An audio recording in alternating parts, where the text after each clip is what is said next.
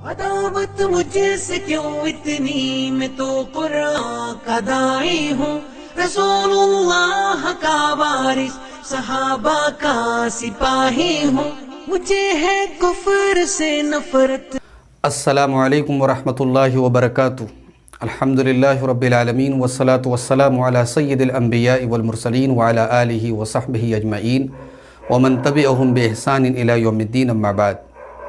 अज़ीज़ तलबा और तालिबात, आसान अरबी ग्रामर कोर्स में आपका खैर मक़दम है। आज आपका ये तीसरा सबक है, तीसरा दर्स है आज। इससे पहले हमने नाउन के बारे में, इस्म के बारे में पढ़ा कि इस्म जो होता है वो यानी कौन कौन सी उसकी हालतें होती हैं।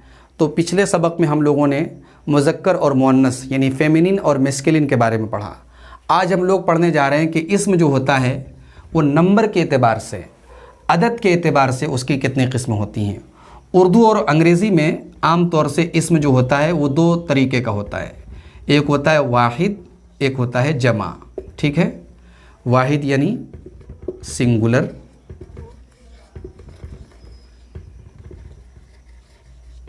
और जमा यानी प्लूरल। लेकिन अरबी में वाहिद और जमा के बीच में एक और चीज़ होती है जिसको मुसन्ना कहा जाता है। मुसन्ना भी कहते हैं और तस्निया भी कहते हैं। इंग्लिश में हम कह सकते हैं डुअल। यानी अगर कोई चीज़ एक हो गिनती में तो वो अरबी में वाहिद है, सिंगुलर है, और दो हो तो इंग्लिश और उर्दू में तो वो जमा हो जाती है, लेकिन अरबी में वो जमा नहीं होती बल्कि वो डुअल होती है, मुसन्ना या तस्निया होती है। और दो से ज़्यादा हो, तीन हो, चार हो तो उसको हम कहेंगे प्लूरल, जमा कहेंगे। अब मिसाल के तौर पर वलदुन है। वलदुन के माने आप जानते हैं, लड़का। ठीक है, अब हमें वलदुन से अगर मुसन्ना बनाना हो, इसका डुअल बनाना हो तो कैसे बनाएंगे? तो बहुत सिंपल तरीका है। वलदुन तो मुज़क्कर है, मान लीजिए अगर मुअन्नस की मिसाल देख लेते हैं, बिनतुन। बिनतुन के माने लड़की, गर्ल। ये जो है ये मुअन्नस है। तो अब वलदुन का अगर हमें तस्निया बनाना हो तो क्या करेंगे? इसके लास्ट वाले हर्फ के ऊपर ज़बर देंगे, फ़तहा देंगे और अलिफ बढ़ाएंगे और आगे नून बढ़ाएंगे, नून के ऊपर कसरा रहेगा। यानी अब हम इसको पढ़ेंगे वलदानी। बिनतुन को इसी तरीके से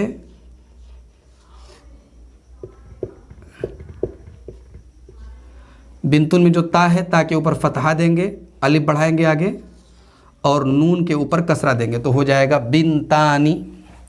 तो ये बहुत आसान तरीक़ा है। जिस भी लफ्ज़ का आपको मुसन्ना बनाना हो, उसका डुअल बनाना हो, उसके आखिरी हर्फ के ऊपर आपको फतहा देना है और अलिफ और नून बढ़ा देना है। अच्छा, अब जैसा कि आपने पीछे पढ़ा था कि किसी भी इस्म की तीन हालतें होती हैं, रफ़ा,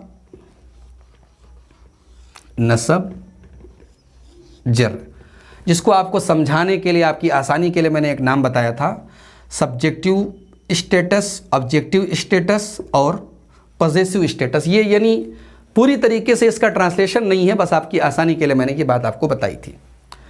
अब जैसे मिसाल के तौर पर वलदुन है तो वलदुन हालत रफ़ा में रहेगा वलदुन, हालत नसब में रहेगा वलदन और हालत जर में रहेगा वलदिन। अब इसका जब हम तस्निया बनाएंगे तो जो तस्निया मैंने आपको बताया कि आखिरी हर्फ के ऊपर फतहा दे दें और अलिफ नून बढ़ा दें, ये हालत रफ़ा में रहेगा। ठीक है, वलदानी। लेकिन हालत नसब और हालत जर में थोड़ी सी चेंजिंग आ जाएगी। चेंजिंग क्या आएगी कि आखिरी हर्फ के ऊपर हम फतहा तो देंगे लेकिन अलिफ नून के बजाय हम या नून बढ़ा देंगे। तो अब ये हो जाएगा वलदैनी। इसी तरीके से बिनतुन से क्या हो जाएगा?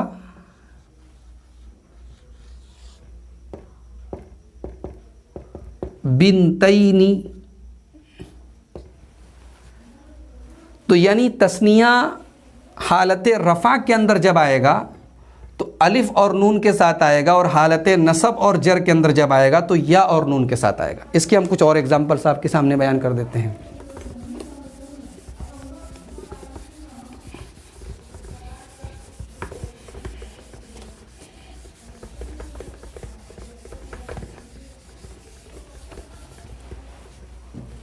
पहले हम तीनों स्टेटस लिख लेते हैं, रफ़ा,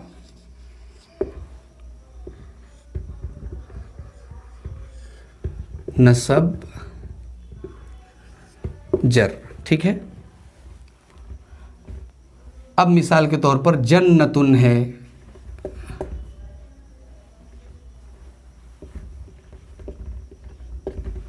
तो जन्नतुन का तस्निया क्या आएगा?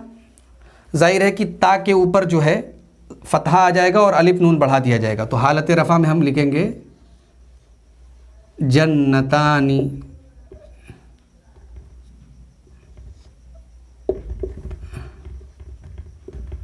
जन्नतानी। हालत नसब और हालत जर में हम क्या लिखेंगे?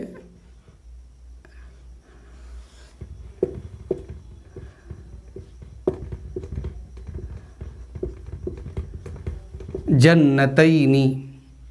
हालत जर में भी यही रहेगा।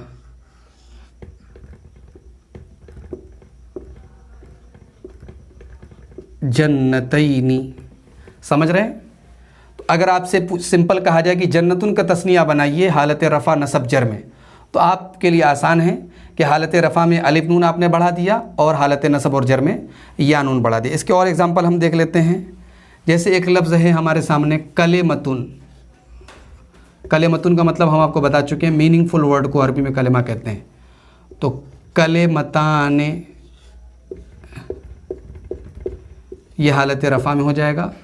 कलेमतैनी,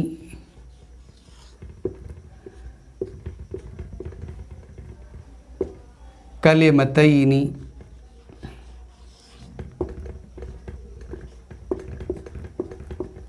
ठीक है।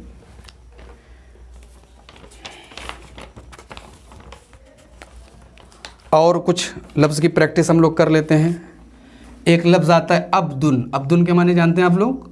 बंदा या ग़ुलाम को अब्दुन कहा जाता है। तो इसका तस्निया क्या आएगा?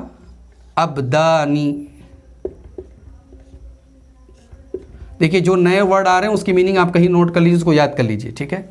अब्दुन की तस्निया आएगी अब्दानी हालत रफ़ा में, और हालत जर नसब और जर में क्या आएगी? अब्दैनी।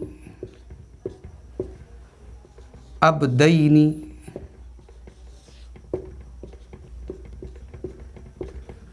और एक लफ्ज़ है सालेहुन। सालेहुन का मतलब हम बता चुके हैं नेक। ठीक है। तो सालेहुन की हालत रफ़ा में तस्निया क्या आएगी? सालेहानी। और हालत नसब और जर में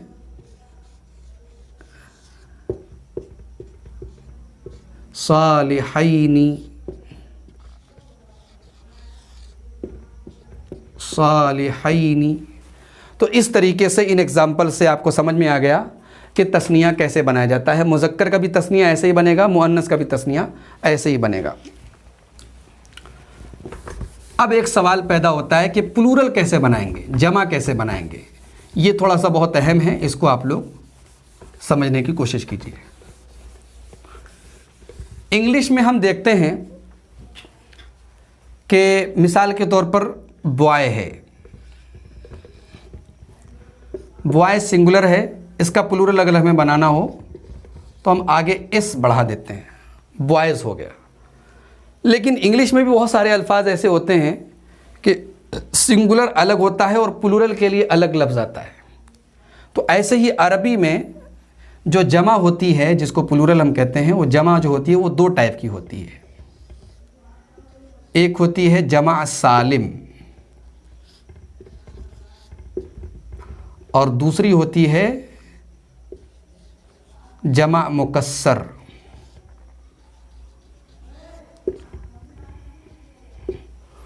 जमा सालिम का मतलब होता है साउंड प्लूरल,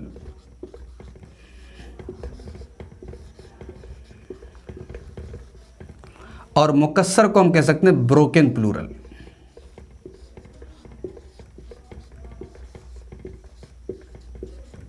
क्या मतलब हुआ?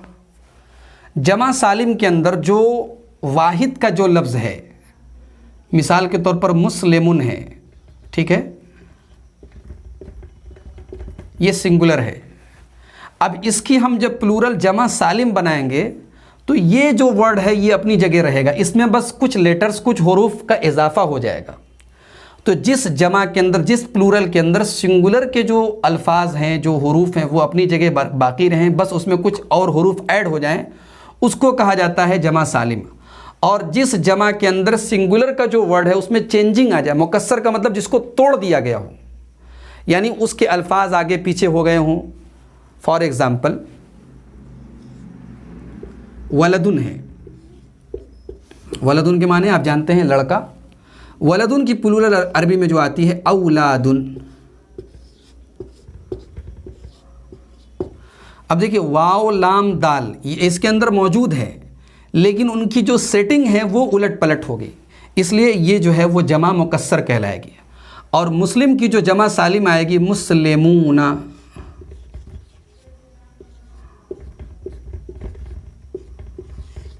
अब देखिए मुस्लिम से मुस्लिमूना ये जमा है, इसके अंदर जो सिंगुलर का जो वर्ड है वो अपनी जगह बरकरार है, इसलिए इसको जमा सालिम कहा जाएगा। समझ रहे हैं? तो जमा की दो किस्में हैं अरबी के अंदर, जमा सालिम साउंड प्लूरल, जमा मुकस्सर ब्रोकन प्लूरल। जमा सालिम जिसके अंदर वाहिद यानी सिंगुलर का लफ्ज़ जो है वो सेफ रहे, सालिम रहे। जमा मुकस्सर जिसके अंदर सिंगुलर का जो वर्ड है उसको तोड़ दिया गया हो, उलट पलट कर दिया गया हो या बिल्कुल अलग ही हो, तो उसको जमा मुकस्सर कहते हैं। अब हम पहले जमा सालिम के बारे में समझ लेते हैं।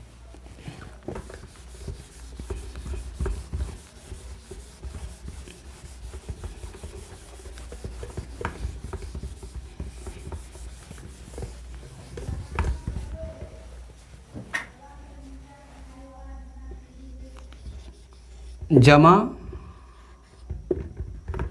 मुज़क्कर सालिम, ठीक है, यानी कोई लफ्ज़ ऐसा है जो मुज़क्कर है, उसकी हमें जमा सालिम बनाना है, तो कैसे बनाएंगे?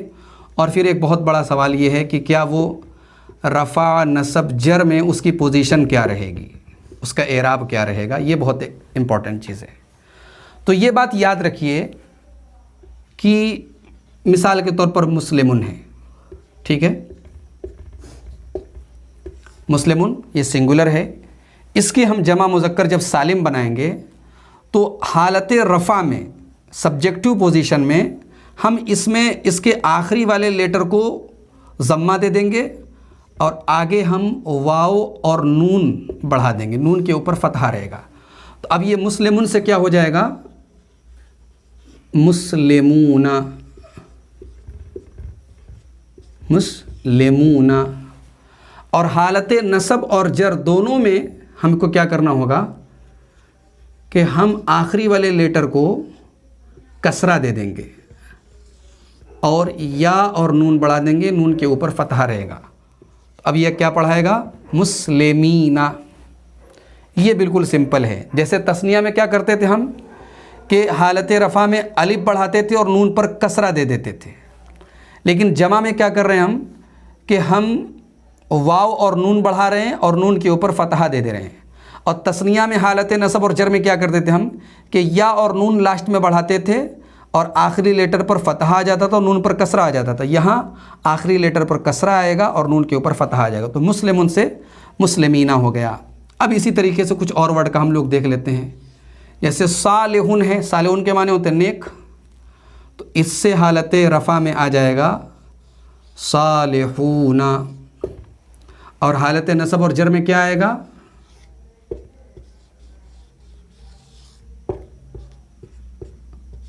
सालिहीना, ठीक है। और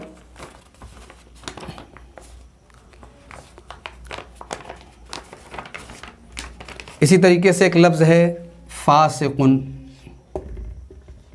फासिकुन का मतलब होता है बुरा आदमी, फिस्क करने वाला, गलत काम करने वाला, ठीक है। तो फासिकुन से हालत रफ़ा में क्या आएगी? जमा मुज़क्कर सालिम फासिकूना। और हालत नसब और जर में क्या आएगी? फासिकीना। तो अब आपको ये एक यानी प्लेटफॉर्म मिल गया कि आपको अगर किसी भी लफ्ज़ की जमा मुज़क्कर सालिम बनाना हो तो हालत रफ़ा और हालत नसब और जर में कैसे बनाएंगे। हालत रफ़ा में वाव और नून के साथ बनाएंगे और हालत नसब और जर में या और नून के साथ बढ़ाएंगे। हालत रफ़ा में आखिरी हर्फ के ऊपर ज़म्मा रहेगा और हालत नसब और जर में आखिरी हर्फ के ऊपर कसरा रहेगा। ठीक है, ये तो हो गई जमा मुज़क्कर सालिम। अब एक सवाल ये पैदा होता है कि अगर कोई लफ्ज़ मुअन्नस हो और उसकी हमें जमा सालिम बनानी हो, यानी हम यहाँ जो है मुज़क्कर को के बजाय हम यहाँ कर देते हैं मुअन्नस। ठीक है, जमा मुअन्नस सालिम हम कैसे बनाएंगे? तो देखिए, अरबी में आम तौर से जिस मुअन्नस लफ्ज़ के लास्ट में गोल ता हो, ठीक है, तो उसकी जमा मुअन्नस सालिम हम कैसे बनाएंगे कि गोल ता को हम डिलीट कर देंगे, हटा देंगे और अलिफ लगा करके हम लंबी वाली ता को ऐड कर देंगे। मिसाल के तौर पर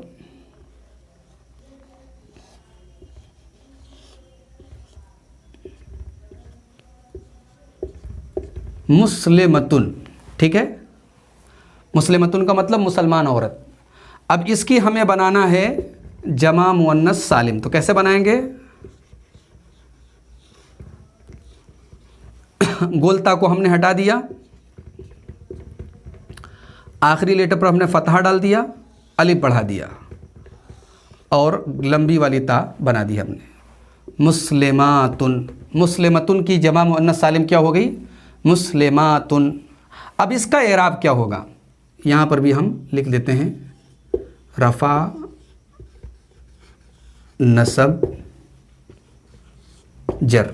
ठीक है, अब एक और एग्जाम्पल से हम देख लेते हैं, इसी मुस्लिमतुन को हम पहले कर लेते हैं। ठीक है, मुस्लिमतुन, तो हालत रफ़ा में तो आपने पढ़ लिया कि मुस्लिमातुन हो जाएगा।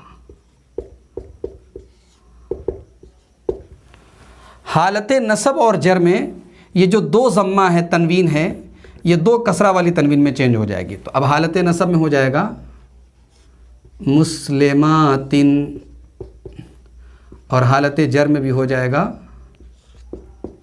मुस्लिमातिन।